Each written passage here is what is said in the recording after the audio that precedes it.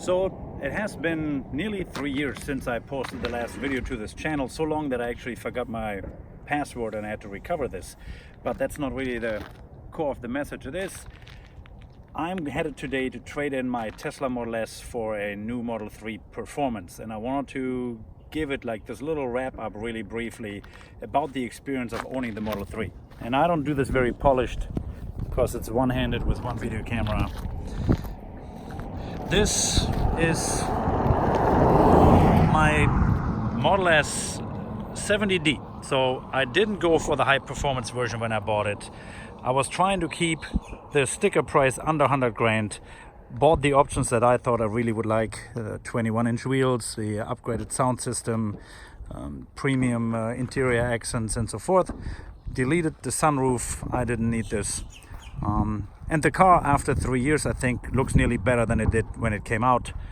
It's a pre-facelift nose cone version, but in my eyes still a really good looking car and a great experience. 30,000 miles, 3 years. So what would I do different? Well, as you can probably tell by me buying a performance version, I probably would have opted for a bigger motor.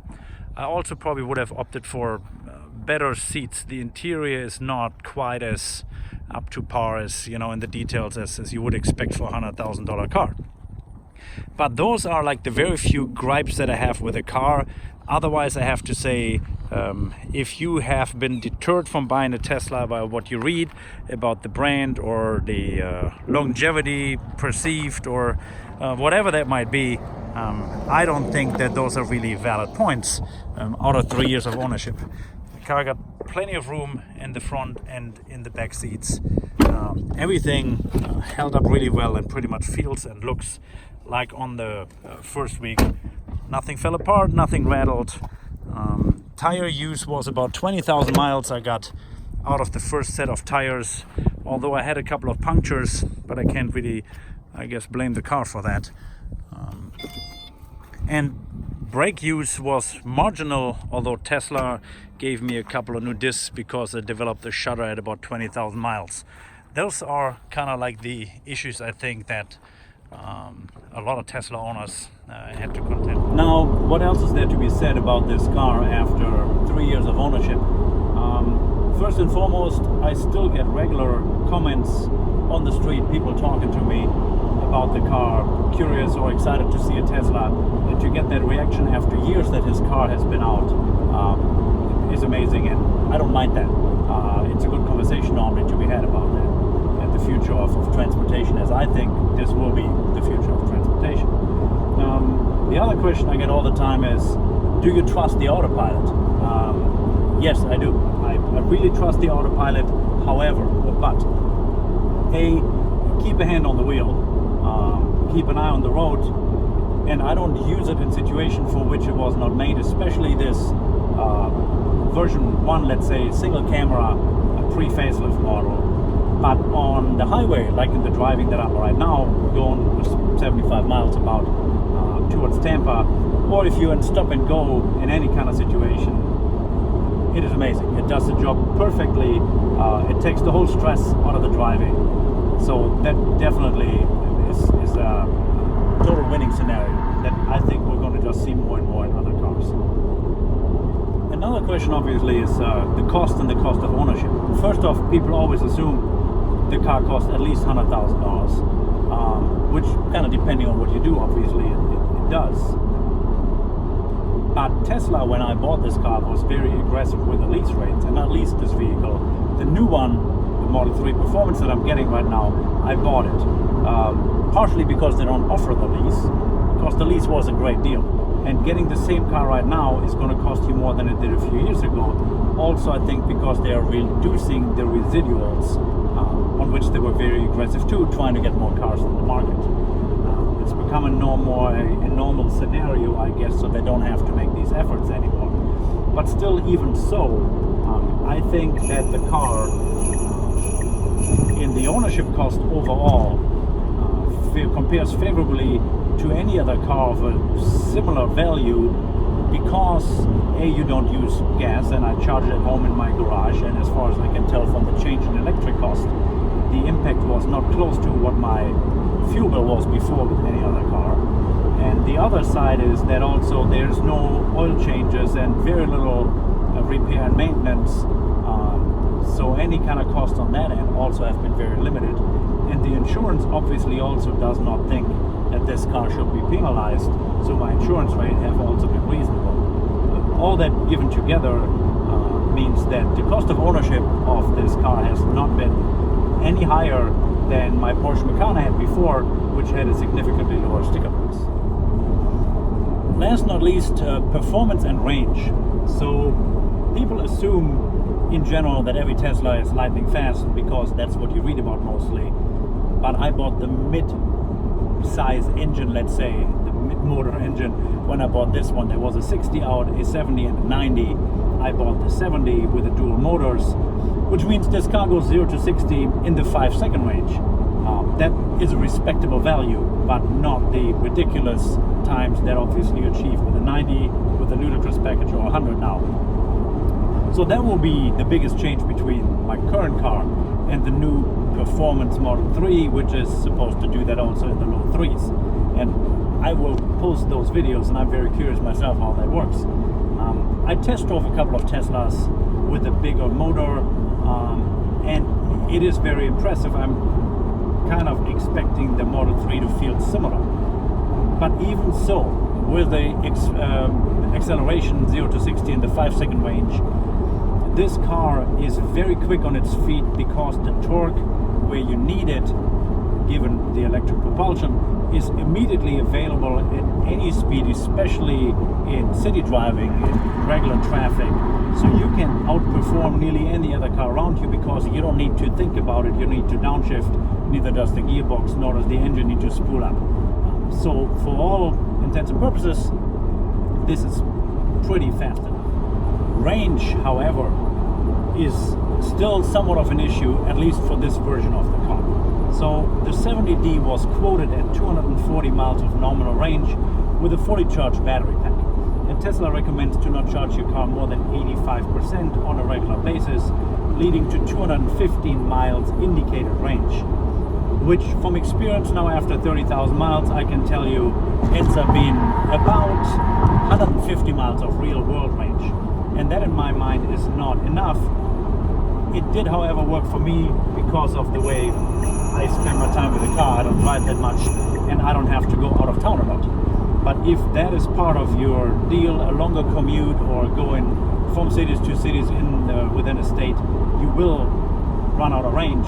I probably visited a supercharger 15-20 times in the last 3 years, mostly when I went to Tampa or Miami. I go there on one charge, recharge for half an hour on the way back, and then drive back home.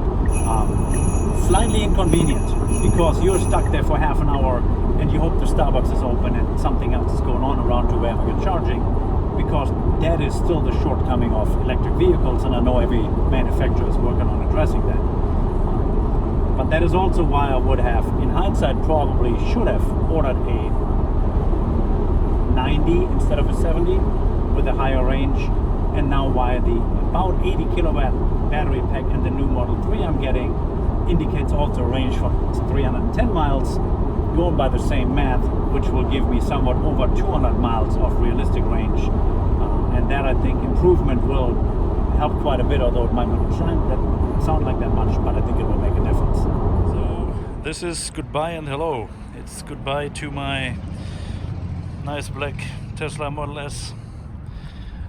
I'm in Tampa at the Tesla Service Center, Delivery Center, and down there is the new ride, which I'm traded this for, and that's a Model 3 Performance in black with all the goodies that are available for that car. And actually I think in black might be my favorite color for that car. But no indicators on the outside whatsoever of what's in there. But I shall take it on a ride on the highway back to my hometown and figure out what this is. So there I am in my brand new Model 3 dual motor Performance. No dashboard. That will take a little bit of time to get used to. Everything is right there in the center. Sure, it's not really a surprise anymore, but still news to me.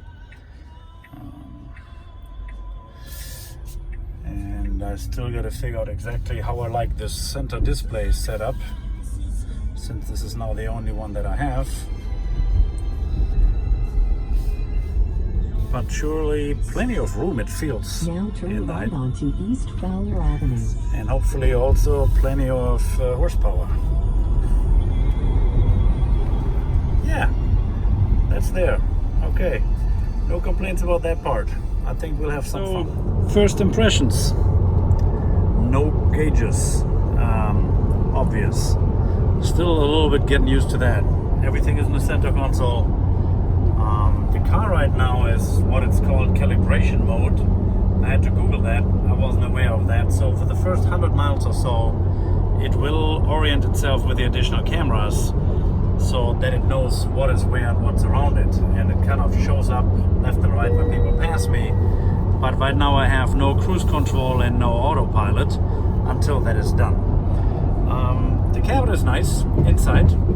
It's nice and clean, and the lids are all closed and you don't see nothing. The leather seats look nice. It seems to be just as roomy inside as a 3, at least around my legs and everything. Probably a little bit less headroom, but I traded that for like a full glass roof, which it's not opening, but I think I'll be fine with that. The one thing obviously that stands out in this version, I played with that once or twice already, is the acceleration, so that's exciting. Track mode, I don't know what that is all about, but I will find out eventually. In the meantime, I will just drive manually like in the good old days until this signal there disappears, and I hope that a lot of different cars pass me to help my car to get that calibration done quickly. So much for that. Keep on tracking back to where it came from. Oh, look at that. Camera calibration complete. Navigate on autopilot. Available. There we go. First time in this car. There goes the autopilot, hands on wheel. There's a truck. There's another vehicle. What a good timing, huh? So that went pretty quick. And actually it looks a little bit different than it does in the S. But seems to work just as well. I shall keep one hand on the wheel.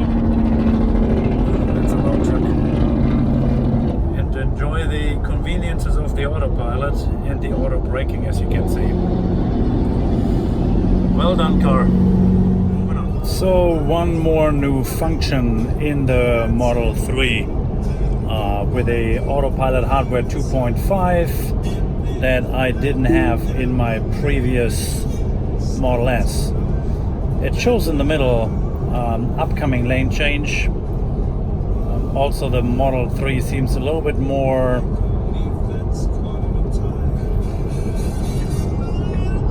susceptible to touching the steering wheel, but what it's supposed to do is take the exit by itself, which it actually does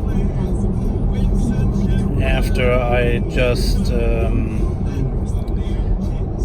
enabled that with one pull on the stalk. So let's see for how far. Wow, turning indicator and everything. That's news to me.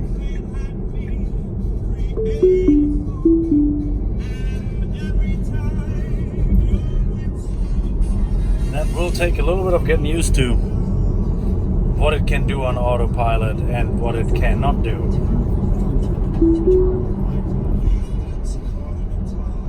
Very interesting.